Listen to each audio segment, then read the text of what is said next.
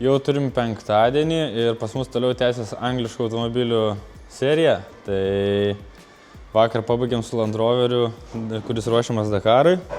O šiandien įsivarėm atgal miniuką. Tai man reikėjo, kad jį truputį apardytų, kad galėčiau susifotografuoti ir tiksliai žiūrėti, kokių jam detalių reikia, kad neužsakinėčiau to, ko nereikia keisti. Tai dabar susirašiau, susifotkinau, tai kol kas jis vėl važiuoja į lauką laukti ir aš eisiu prie kompo. Turiu dabar suskaičiuoti visus, kiek detalės kainuos, kokių mums reikės, susiderinti tą su klientu. Jeigu viskas tinka, užsakau detalės. Tikiuosi, jos muitiniai neužstriks, kaip dabar MG-ko laukiam. Ir tuomet jos atvyks, galėsim prie jo pradėti darbus jau normaliai, o ne tik tais pakelt, pažiūrėti ir vėl išvaryti į lauką. Tai dabar miniukas važiuoja į lauką ir į vidų įsivarysim Nissaną. Tai einam dabar pasistumdyti, mankštą padaryti kaip tik po pietų ir galėsim pažiūrėti, kaip čia prie Nissano mums seksis. Gal šiandien su juo ir išvažiuosim į lauką jau. Miniukas jau išstumtas į lauką ir dabar einam pasiimsim Nissaną. Tai keliaujam. Einam į vidų įsėsiu, jūs man pastumsite mane? Ne. Bet jums reikės. Oi, ne į tą pusę atsisėdu. Tenai vairas. Reikia į kitą pusę įsėsti, sumaišiau. Nemeluosiu, tikrai keista kitoj pusėje sėdėti, bet langai jau pradėjo rasoti. Gerai, kad aš turiu reguliatorių gerą, tai gal kažkaip išeis. Oi, ne, su viena ranka nepasuku vairą. Atvykom visgi. Tai einu išlysti. Ir pažiūrim, ką čia gerai turim. Ką čia turim? Emginė, nežinau. O, vaikyti vairas suprantuvas kaip... Nu va, tai dabar man tau reikia surinkti visus radiatorius. Aš žinau, kad vienas yra palaiptais, vienas yra viršui ir vienas yra dar vis Citroene. Tai paimsiu aš visus radiatorius. Aš šiandien duosim skersą su Nissanu. Bus matyti. Taigi tu meistras toks, kaip čia dabar? Aš nežinau, kas jam yra iš tikrųjų. Aš bonusas bus. Biški. Na, tai gal tada ir duosim. Duosim, reiškia. Gerai. Einu rankę detalių ir gazuojam. Dar vienas pirmadienis. Kuo šitas geresnis Barzdėnas? Kad prisnygo? Jo. Kad prisnygo važiuosim, tai testuot šitą ant sniego. Ne, ant sniego šitą netestuosiu, nes vasarinės padangos. Aš jau su Volvo labai sunkiai pravažiuoju ir labai didelis minusas sniego, kad valyt dabar visas mašinas reikia. Bet matai, šitam tai buratus tam. Ne, geriau nesninga, geriau saulė šviečia ir nėra sniego. O jau gerokai po pietų turim ir ko čia užsiminėjo Barzdėnas mūsų. Bandom sumontuoti aftermarket. Intercoolerį. Truputį didesnis negu standartas. Tai jau turim intercoolerį, jau čia surinkai ir įsirbimo visus vamzdžius.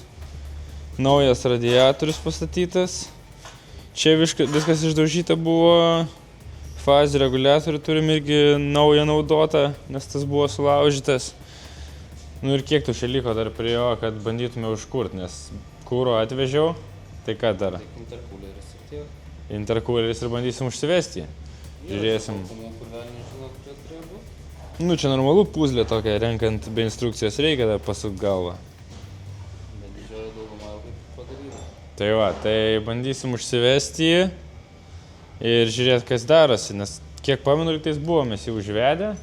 Tada, kai tik atvažiavo, bet nepamenu, ar jis ten dirbo ar nedirbo, nes jau gana senai tas buvo. Tai žiūrėsim, kaip čia mums seksis, o dabar einam pažiūrėti, kuo aš užsiminėsiu. Aš įsivariau Sabą kabrioletą, tai su juo irgi ten matė tikrai buvom ant stendo. Aišku, sezonas kabrioleto kaip ir pasibaigė senai, bet laukiam vienos detalės, kol jos laukiam ir sniegas pradėjo snigti, tai turiu ant stalo dabar pasidėjęs, ten tokia specifinė guma tarp kuro siurblių ir jau filtriuko bake, tai galim nueit parodysiu ir mane reikės sumontuoti. Čia turiu pasidėjęs ant stalo viską, ko man reikia. Tai kuro siurblys, kaip ir aišku. Čia tokia guma statosi viršui, gaunasi jinai čia taip ant viršaus užsimauna. Šitą mes turėjom, o va čia tokios kepurėlės. Taip ir nebuvo šitoj mašinoj, nežinau, gal kažkada anksčiau jis ardytas buvo ir tiesiog dingo.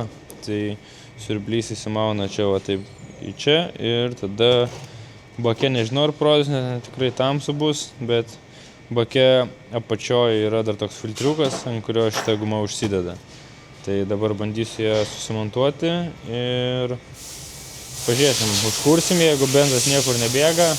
Jau šitas automobilis keliaus į plovyklą ir žiemoti ir jau tikrai ant ralo, nes jisai ant vasarinių padangų. Tai einu prie sabo ir žiūrim, kaip čia gausis. O vėliau dar parodysiu T2, nes jau su juo irgi beveik pabaiga.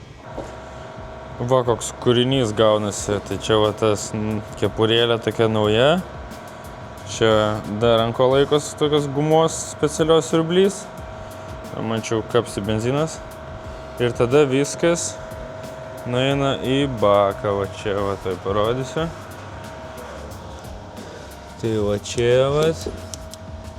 Viskas nueina į baką ir ten ant tos plasmasės va užsideda ta guma. Ir tada jau kuras įsirups nuo pačios apačios, kaip ir turėtų. Nes dabar jisai tik nuo vidurio kažkur kuras siurbia, dėl to ir turėjom tokias problemas. Tai dedu dabar aš viską į vidų ir bandau užsivest. Turim inspektorių, tikrina mūsų darbą dabar. Einam pažiūrėsim, kaip ten Adijus, ar nepridarė nieko prie Nisano. Va čia va, jau šitą pusę išardė, nes čia tikrai buvo sulankstyta. Čia turiu naują traukę su angaliu, jau senai aš ją parinkau, tai reikia dabar žiūrėti, ar ten viskas tinka. Aš tikiuosi, kad meistras mūsų pamatavo, ar sriegiai ir ilgiai tikrai atitinka. Galėsim sudėti ir vairas tada tiesiai bus, nes dabar ratai į priešingas pusės žiūrėjo. O čia va vėl mūsų draugelis atėjo tikrinti darbo kokybę. Barzda, tu atsargiai, atėjo patikra tavo. Imk naują šitą. Dėkoju. O pažiūrėjai ir tinka sriegiai? Tinka. Tai tinka ar pažiūrėjai? Nu tada labai gerai. Tai sudės ir toliau turėsim bėdų su priekiniu bamperiu, nes tas didelis interkuleris kliūna visur, kur įmanoma. Tai jisai dabar čia apačioj po bamperį išlenda ir čia į bamperį kliūna ir kiek video žiūrėjom, tai ten žmonės tikrai ir pjausto jį. Tai reikės dar tikrai pažiūrėti video, kaip ten kas deda jį ir priims sprendimus, ką čia padaryti, nes nelabai noris, aišku, naujo bamperio pjaustyti, bet manau, kad čia vienintelis mūsų pasirinkimas bus. Kaip diena, taip naujiena, ane, Barzdienas? Tai nauja diena ir, kaip matot, Nisanas jau ant žemės. Aišku, jam dar labai daug smulkmenėlių liko. Gal ir ne tiek daug, bet liko. Tikrai dar bus ką prie jo paveikti. Bet šiuo metu bandom jį išvaryti lauką. Ir tada toliau aš turėsiu prieiti prie jo, pasidaryti visą detalių sąrašą, surinkti dalis ir tada galėsim jį tikrai pabaigti. O dabar va čia turiu rebokšlį.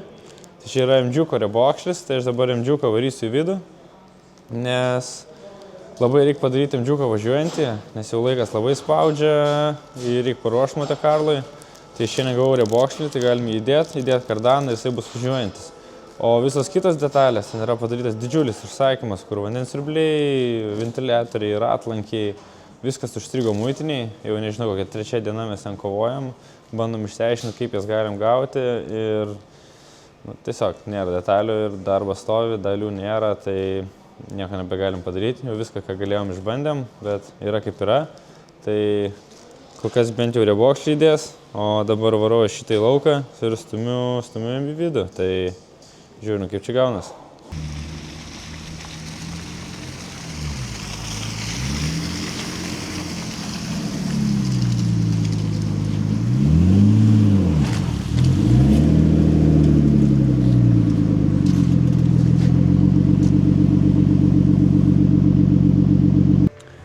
Tai paskutinį matėt, kaip Nissaną lauke ten kaitinom, tai kažkaip jisai nenori man labai sušilti. Kažkaip neatsidaro termostatas, tai dar tą žiūrėsiu. Dar rytoj gal jau suvedimą atiduosiu ir kaip tik apie suvedimą dar T2 yra padarytas. Reikia pasimti, pravažiuoti, bet dabar didžiulį kamščiai, tai gal vėliau. O per tą laiką barzda sudėjo kardaną M-džiukui, tai bandom jį dabar užvesti ir išvaryti lauką. Jie aišku dar daug detalių laukiam, bet kaip ir minėjau, jos kol kas muitinėje užstrigusios, tai nieko nepadarysim. Tai dabar varom jį į lauką ir gal bandysim pravažiuoti, jeigu jis ant žieminių padangų. Reikia pasitikrinti. Jau sėdžiam džiukę, akumuliatorių įdėjom, dabar reikia bandyti užsivesti, ne? Galim vesti? Ja. O kaip jį vesti? Gal nerodysiu aš per kamerą kaip jį vesti, gal aš pats išsiaiškinsiu. Šiandien toliau tęsiam darbus prie M-džiuko, žiūrim kaip čia barzdai sekas ir ką gero nuveikia. Tai to jo paklausim. Ir pagaliau gavom siuntas, kurios buvo užstrigusios muitiniai. Tai yra, kaip tik, yra ratlankiai nauji ir čia visokie ventiliatoriai, vandens siurblys, žarnos, viskas ko reikia. Ir gumų dar komplektas visas. Tai einu paklausiu, ką tu čia gerą nuveikiai, tai tu man papasakosi, nes matau čia langų apipilimo bakelį didesnį idėjai. Ką dar gerą padarėjai? Dienos priekį naujas kaladas. Naujas kaladėlės sudėjo į priekį ir... Išėmėm trosą vieną. Į trosas išimtas, kuris už šilumą salone atsakingas, tai reikės remontuoti. Ir dar ant stalo matos, kad halogenus turi. Naujus. Tai jas reikia dabar primontuoti apačioj ir, nu ką, sudėti viską ir bandyti gazuoti su juo, jau jisai užsiveda, tai reikės bandyti. Tai va matėt, Mykolas grįžo iš fermos, jam dar biškai adaptuotis reikia prie miesto, nes jau ten užsigyveno jisai porą savaičių.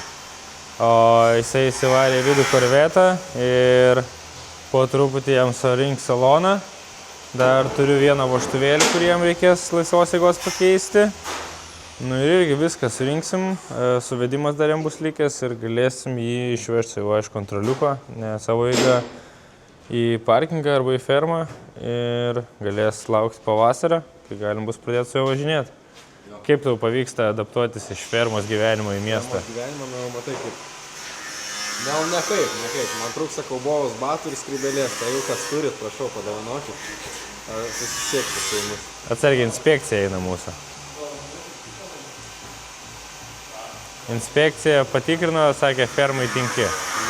Tai gerai, aš dabar tau netrukdysiu, aš irgi einu dirbti. Oho, koks geltonas propeleris čia pas tave. O kilovatų prideda? Ne, bet aš nusprendžiau, uždėsim propelį, dedam sparnus ir varysim paskraidyti. Ai, nu jo, ką mums tie ratai, galėsim skrist. O jeigu rimtai, tai dėžių čia vis daugėja M-džiuko ir dar kažkur viena.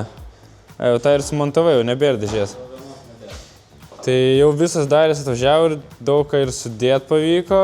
Tai va dabar, kaip matot, sudėdinėja ventiliatorių, nors šis stovi ir elektrinis, bet pastatysim dar ir paprastą, kuris vis laik sukas, nes aušinimo per daug nebus. Tai vat, bus toksai dar ventiliatorius. Vandens siurblys dėja netiko, tai reikia man kitą užsakyti. Sumontuoti jau apačioj halogenai. Aišku, jie dar nepajungti, tik uždėti. Viskas tas vyks pas elektrikau. Atvažiavo ir šturmano lempa ir gale amortizatoriai susidėjo, ko originaliai nėra. Tai dabar vat, paprašysiu, kad meistras man leistų pakelt mašiną į viršų. Galėsiu parodyti, kaip atrodo amortizatoriai. Ir vis artėjom prie testavimo automobilio šito. Tai po testo, aišku, dar tikrai reikės kažką pabaigti, nes čia normalu, bet po truputį judam, tai manau, gal ir spėsim viską prasitestuoti dar. Tai prašau, kad pakeltų dabar į viršų mašiną, pasižiūrim, kas tenai gero sudėta ir einam toliau.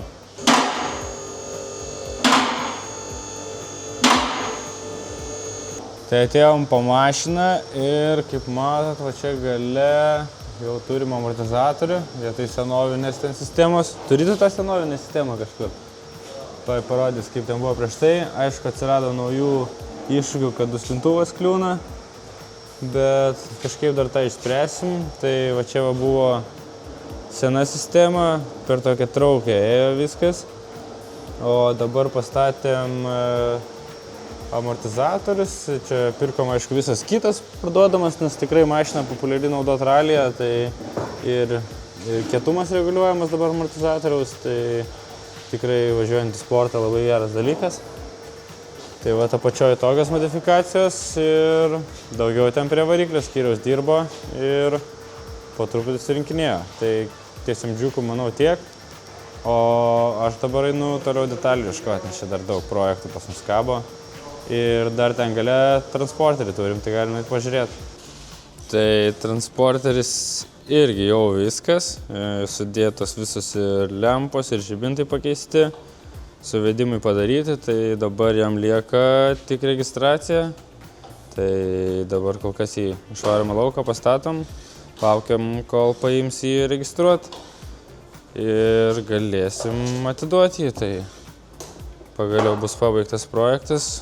O gale turim irgi naujus stikliukus dabar sudėtus, tai galėsim atiduoti ir šitą transporterį, tai galės važinėti ir džiaugtis.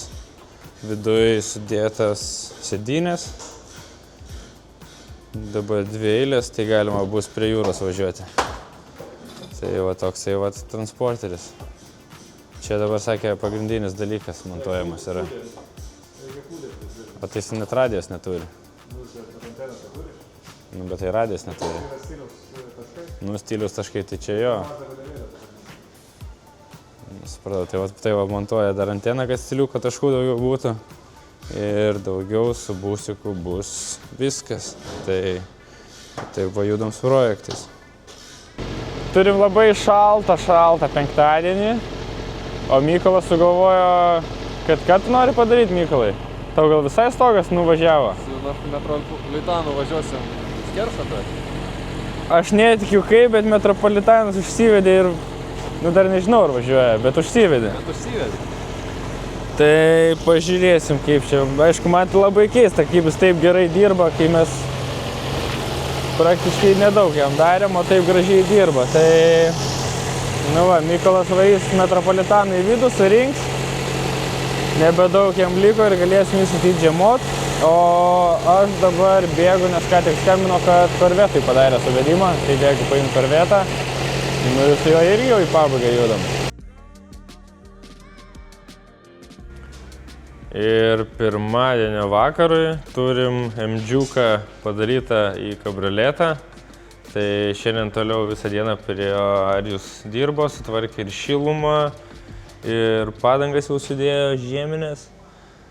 Tai dabar kas bus prie jo likę, tai testavimas ir reikės su juo važiuoti, montuoti vairo stiprintuvą elektrinį. Tai va dar ten dabar Arijus nuėmė stogą prie jo dirba, nes ten reikia sutvirtinti gumas. Tai va tai po truputuką, bet kaip ir viskas jau juda į galą su MG-ku. Tai labai smagu, kad viskas jau pasibaigs ir galim bus važiuoti testuoti.